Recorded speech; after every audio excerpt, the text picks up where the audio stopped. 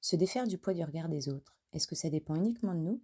Quand on fait cette recherche sur Internet, c'est bien évidemment encore et toujours les sites de développement personnel qui nous proposent des solutions miracles reposant principalement sur le fait de booster sa confiance en soi ou son estime pour être capable de passer au-dessus de ces fameux jugements. Et même quand on en parle au psy, on a le droit au sempiternel, mais c'est vous qui laissez ce jugement vous atteindre. Alors oui, mais cette réflexion implique que c'est ma responsabilité exclusive et que donc, si j'avais un peu plus de confiance en moi, je serais capable de passer outre ce regard qui me fait tant de mal. Par conséquent, la culpabilité revient en force. Mais dans le fond, si chacun s'occupait de ses oignons, on ne serait pas un peu plus heureux?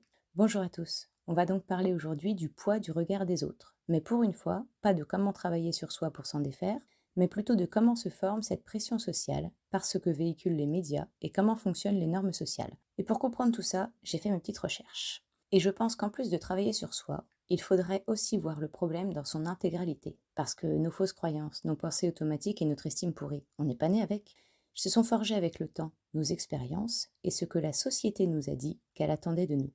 Cette société qui aime à nous ranger dans des cases, des normes et des standards et qui est toujours plus exigeante. Et la problématique avec ça, c'est qu'on ne se regarde plus en tant qu'individu, on se compare au sein de cette société ou à l'intérieur de ces cases. Et si je ne corresponds pas en tout point à la case à laquelle je suis censé appartenir, alors je risque d'être rejeté ou moqué par ceux qui la composent. Parce que la société a fait de nous des produits interchangeables et rangeables en tout un tas de catégories et sous-catégories, comme au supermarché. Il y a des catégories auxquelles nous, on décide d'appartenir, et d'autres qui nous sont assignées. Et bien évidemment, il y a une sous-catégorie pour tout le monde, Même quand on pense ne pas en faire partie, être un rebelle, paf, anticonformiste. Allez, prends ton étiquette et va dans ton rayon.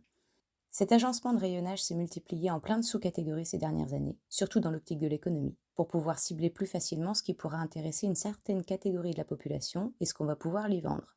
Il n'y a qu'à voir les publicités sur nos fils Facebook. Au début, l'algorithme est gratis large, puis une fois qu'il aura décortiqué votre vie, il vous proposera de plus en plus des produits qui vous correspondent parfaitement, parce qu'en fait, il vous a lui-même catégorisé.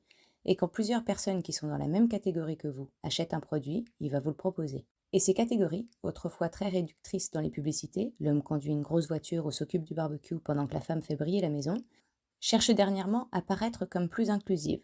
La fameuse ménagère de moins de 50 ans a disparu, officiellement parce que trop réducteur, officieusement pour être remplacée par des sous-catégories. La femme au foyer fière de l'être et hyper organisée, la femme active, émancipée, qui travaille à l'extérieur, ou encore la mompreneur, espèce de mix entre les deux précédentes, gérant sa société d'une main de fer tout en ayant également la charge de l'organisation familiale. L'homme ne se contente plus de partir au travail dans sa grosse voiture et de rentrer boire une bière devant le foot, non. Il participe également aux tâches ménagères et s'occupe des enfants tout en ayant un corps d'Apollon. Et comme si les vidéos, affiches et magazines qu'on croise à longueur de journée n'étaient pas suffisants, le marketing a poussé le vice à l'extrême en nous inventant des influenceurs. Le reflet exact de la catégorie à laquelle on souhaite appartenir, ce à quoi on voudrait ressembler, mais en toujours mieux, toujours parfait. Et d'ailleurs, sans même être revendiqué influenceur, rien qu'en postant sur nos réseaux sociaux nos photos de vacances ou cette nouvelle robe qu'on vient juste d'acheter, on devient sans le vouloir l'influenceur de notre voisin. Mais comme on ne montre pas les mauvais aspects de notre vie sur les réseaux sociaux, on se met la plupart du temps sous son plus beau jour. On se prend pas en photo devant la pile de linge sale, au saut du lit, ni coiffé ni maquillé avec les jambes de Chewbacca pour prendre la photo de cette robe. Ce serait s'exposer à des moqueries. On ne renvoie donc pas une image totalement réaliste de nous. Et pour prendre l'exemple des femmes et plus particulièrement des mères, comme beaucoup vont chercher à ressembler à cet idéal fantasmé, véhiculé autant par les influenceuses, les publicités et leurs copines Facebook, elles vont avoir de partout, tout en entendant ces injonctions à être une bonne mère selon la mode du moment. Coucher le bébé sur le dos, l'éducation positive, donner le sein, être ferme mais pas trop, avoir une maison bien rangée, faire des repas bio. Et son inconscient va finir par lui dire « Mais tu ressembles pas du tout à ça, t'es complètement paumé dans l'éducation des enfants, t'es crevé en rentrant du boulot, t'as pas lu son histoire au grand et le petit couché sur le ventre et en plus t'as fait des lasagnes congelées au repas. » Mais pas de panique, la société a la solution, elle a un nom à poser sur ce mal-être, la charge mentale. Et face à cette charge mentale, le marketing aussi a des solutions, des livres sur comment mieux s'organiser, des méthodes de rangement, des méthodes pour hiérarchiser les tâches selon leur degré d'importance, des agendas spécial famille, des influenceuses dédiées, etc. Et est-ce que grâce à tout cela, la pression elle redescend? La réponse c'est non, parce que la charge mentale ne disparaît pas. Elle peut même augmenter et se transformer en anxiété de performance, parce qu'on aura toujours l'impression qu'on n'en fait pas assez, que les autres sont mieux, ou qu'on devrait essayer une autre méthode. Et voilà de quelle façon la société crée elle-même le mal-être pour pouvoir nous vendre la solution. Parce que c'est qui nous a montré comme modèle depuis les années 50 cette femme parfaite qui, depuis son émancipation, se doit de gérer aussi bien au travail qu'à la maison. Au passage, il se dégage de la responsabilité d'avoir véhiculé cet idéal et donc créé ce mal-être, La charge mentale, c'est pas parce qu'on nous a poussé à coups de pub à être aussi performants au sein de la famille que si on gère une entreprise. Non, non. C'est la faute de vos maris, mesdames. Ils ne vous aident pas dans les tâches ménagères. Vous le voyez bien dans les pubs. Tout ce qui l'intéresse, c'est le barbecue et la bière. Et ça a été accepté par un très grand nombre. Pour vous donner un exemple, je suis sur une page Facebook d'organisation, et dès qu'une femme se présente et dit qu'elle est débordée, les premières réflexions portent sur « Et ton mari il a qu'à t'aider, hein, c'est son devoir aussi ». On ne se demande même pas si cette femme n'est pas tout simplement célibataire, ou bien si son mari n'est pas juste absent toute la semaine à cause de son travail. Et comme le marketing s'empare de toute faille dans la société pour pouvoir vendre toujours plus, celle-ci n'est pas passée à côté. Et là, sous couvert de déconstruire les stéréotypes, on nous montre enfin des hommes dans les pubs pour les produits ménagers, mais pas n'importe comment. Est-ce que vous avez remarqué le changement entre l'homme qui était dans les pubs pour les lessives avant et celui de maintenant? Avant, il venait en tant qu'expert nous montrer avec sa blouse blanche comment les molécules de la lessive allaient s'attaquer aux tâches. Et bizarrement, depuis la création de la lessive en capsule, l'homme est très représenté dans ces pubs. Il est maintenant celui qui fait une lessive juste en lançant, comme un pro, une capsule dans la machine, avec le message publicitaire nous disant qu'il est devenu tellement facile de faire une lessive grâce aux capsules. Il y a même une pub qui a comme slogan le partage des tâches, où un homme, se rendant compte de la charge de travail domestique de sa femme, lui prend gentiment le panier de linge sale des bras pour le faire à sa place, grâce aux nouvelles capsules tout en un. Alors je sais pas vous, mais moi ça me donne juste l'impression que l'homme s'en prend encore plein la tronche. En fait, avant il faisait pas la lessive, parce que c'était trop compliqué pour lui. Et la femme aussi au passage, hein. Elle ne demande pas d'aide et reste comme Cendrillon à faire ses tâches, jusqu'à ce que le chevalier blanc vienne la délivrer.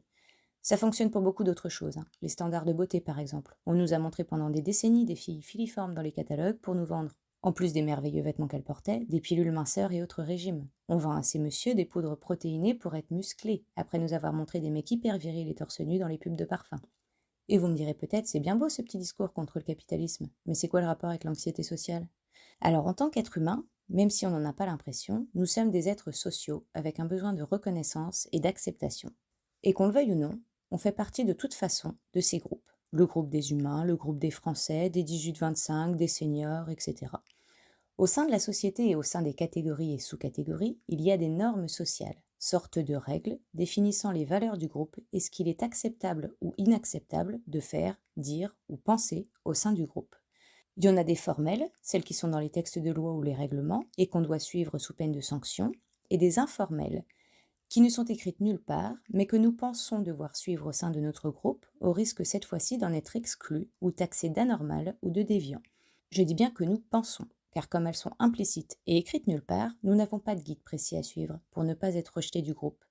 Et donc on les apprend sur le tas. Tout en essayant de se trouver soi-même, on se heurte aux normes sociales de notre famille, de l'école et également des autres enfants de la classe et des normes sociales qu'ils ont eux-mêmes apprises. Et on apprend très vite que si on ne se plie pas à ce qui est attendu de nous, on risque l'exclusion et les moqueries. Et ces normes sociales, elles nous servent à être acceptés dans un groupe, mais également à pouvoir, nous-mêmes, juger si quelqu'un peut faire partie de notre groupe ou non, ou s'il respecte les normes sociales que nous estimons être obligatoires pour faire partie du groupe auquel il est censé appartenir. Et c'est là que le jugement peut être préjudiciable, parce que nous pouvons juger si quelqu'un est digne ou non de son groupe ou de sa classe sociale, rien qu'avec la première impression. Un exemple tout simple. Pour mon opération du cerveau, on m'a dirigé vers un professeur de neurochirurgie respecté, et en arrivant dans son bureau, moi qui m'attendais à une personne en blouse blanche et très formelle, je suis tombée en fait sur un mec en chemise hawaïenne, très souriant et avec un grand sens de l'humour. Et là, j'ai flippé. C'est vraiment lui qui va me trifouiller le cerveau? Je lui ai carrément fait la réflexion. Il s'avère qu'en fait, il était en vacances et qu'il était là que pour mon rendez-vous, d'où la tenue et son air décontracté. Cet homme était donc revenu pendant ses vacances, uniquement pour s'occuper de mon cas, et moi je lui balance que s'il veut jouer au docteur Maboul en chemise hawaïenne, je préférerais que ce soit pas sur mon cerveau. Je ne me suis donc fiée qu'à sa tenue et à sa façon de parler pour juger de ses compétences en neurochirurgie. C'est totalement absurde et injustifié, mais c'est de cette façon qu'on juge par automatisme l'appartenance à un groupe social ou non.